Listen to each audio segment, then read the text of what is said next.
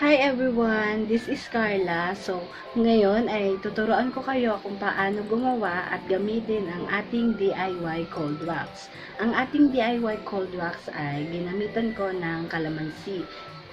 Kung wala po kayong available na lemon, pwede po ang ating kalamansi. At ginagamitan din po ito ng waxing strips, or kung wala po kayong waxing strips ay pwede naman po ang lumang tela. So, tara samahan nyo ako kung paano ito gawin. So, let's start na po. Ito po ang ating mga ingredients. Nag-prepare po ako ng 2 tablespoon of calamansi juice, 2 tablespoon of water, and 1/2 cup of sugar. So, ngayon po ay tuturo ko na kung paano ito lutuin. Samahan niyo po ako. Ngayon po ay pagsasama-samahin na natin ang ating mga ingredients. Tubig,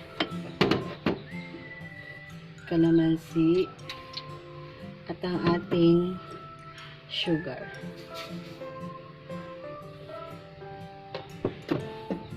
Ngayon po ay bubuksan na natin sa mahinang apoy ang ating kalan. Haluin lang po at mabilis lang naman po itong kumulo at maluto.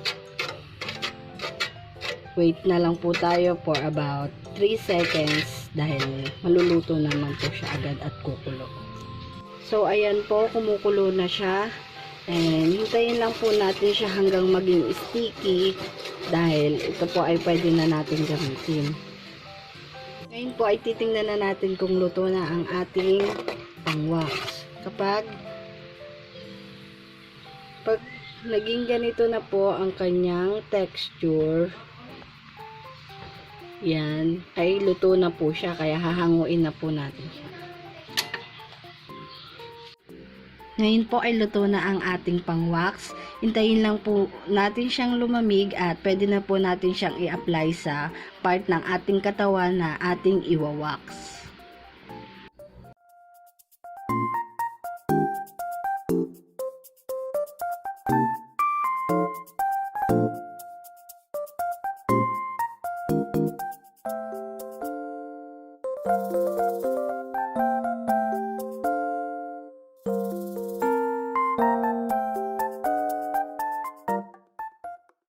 Wait for 3 seconds lang po tayo.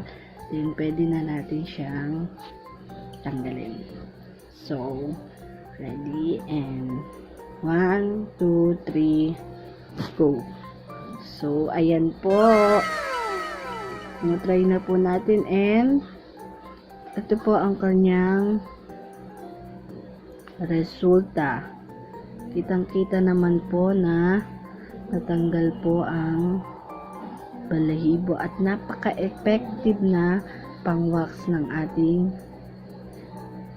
So ayan po, na kitang-kita naman natin na natanggal talaga ang balahibo sa ating hita. Then ito po ang kanyang pinagtanggalan. Ayan po, oh, 'di ba? Super effective po talaga ng ating DIY cold wax. So kung ako po sa inyo ay try na natin siyang gamitin sa ating mga tahanan. Huwag niyo pong kalimutan na mag-like, share, and subscribe sa Empowered Pinay's YouTube channel at sa ibang social media accounts. So, bye! Happy waxing everyone!